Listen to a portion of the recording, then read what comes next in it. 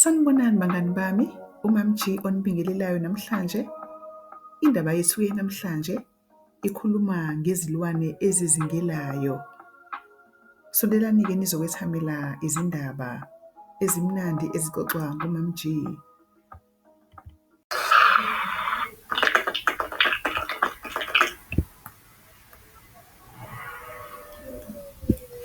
Imvelo inezilwane ezizingela ezinye zizidle. Izicabucabu ziyazingela.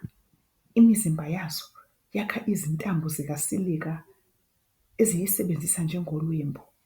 Izinambuzane, izilwanyana ezizozidla zizibamba ngalobu lwembu obunamathelayo.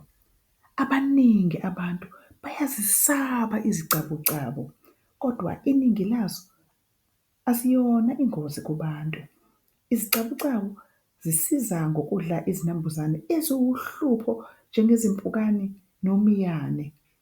Ivemvane isinambuzane esidliwa isicabucabu.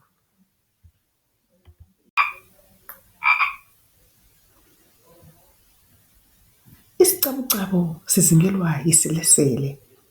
Amaselesele ayazingela, asebenzisa ulimi olude olunamathelayo ukubamba izinambuzane nezilwanyana azizingelayo. Amaselesele azalela amaqanda emanzini angenasawoti.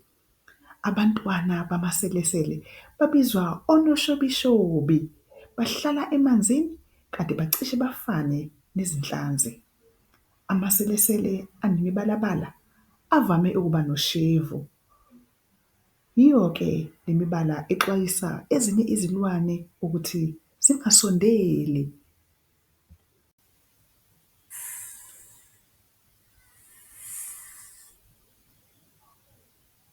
Iselesele lizingelwa inyoka. Izinyoka ziyazingela, zisebenzisa amazinyo amabili amade anoshevu ukubulala amaselesele, kanye nezinye izilwane ezincane. Izinyoka ezinkulu zisebenzisa imizimba yazo ukubulala izilwane ezizizingelayo. Izinyoka azizwa kahle futhi aziboni kahle, zihogela emoyeni. Ngokulokhu zikhipha ulimi zibuye zilubuyisele emuva. Izinyoka eziningi zihlala ezindaweni ezinesimo sezulu esifudumele. Inyoka izingelwa intinginono. Izintinginono ziyazingela.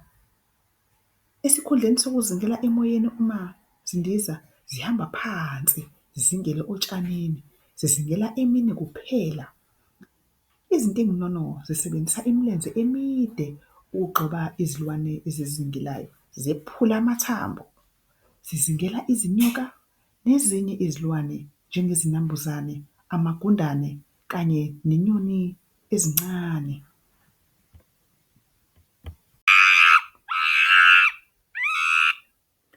Intinginono izingelwa yimfene. Izimfene ziyazingela zinemihlathi enamandla namazinyo amade abukhali. Zidla izithelo, izimpande, amahlamvu, izinambuzane, izinyoni kanye nezilwane ezincane ezidla utshani. Izimfene zihlala ngamaqembu amakhulu. Zichitha isikhathi eside zikhiphana amazeze namabhungizi ezikhumbeni zazo. Lokhu kubizwa ngokuchobana, yindlela ebaluleke kakhulu yokwakha ubuhlobo emaqenjini azo.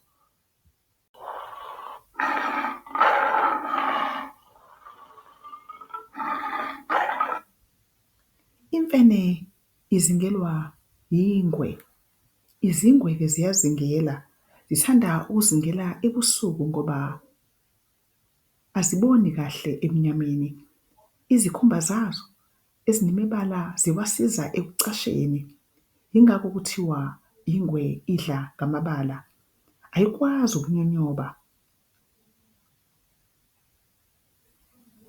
Izingwe-ke zivame ukuzingela izinyamazane nezinye izilwane ezidla utshani.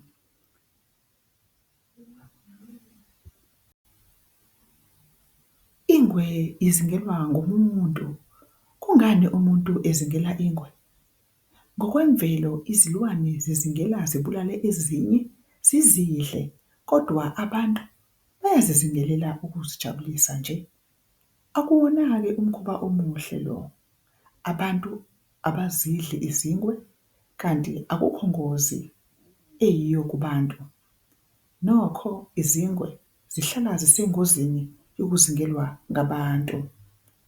Abantu kumele bazivikele izingwe kanye nazo zonke izilwane ezithandekayo ezisekhona kulo mhlaba. Iphela lapho-ke indaba yethu ethi izilwane ezizingelayo. Ngiyakholwa-ke ukuthi nifundile ukuthi isiphi isilwane esizingela esinye. Nangokuzayo-ke niphinde-ke nilalele izindaba ezixoxwa nguMam G. Le ndaba-ke ilotshwe yashicilelwa abantwana abafunda ibanga lesithathu. Nangokuzayo-ke futhi niphinde nisondele nizethamele izindaba ezixoxwa nguMam G, nisale kahle.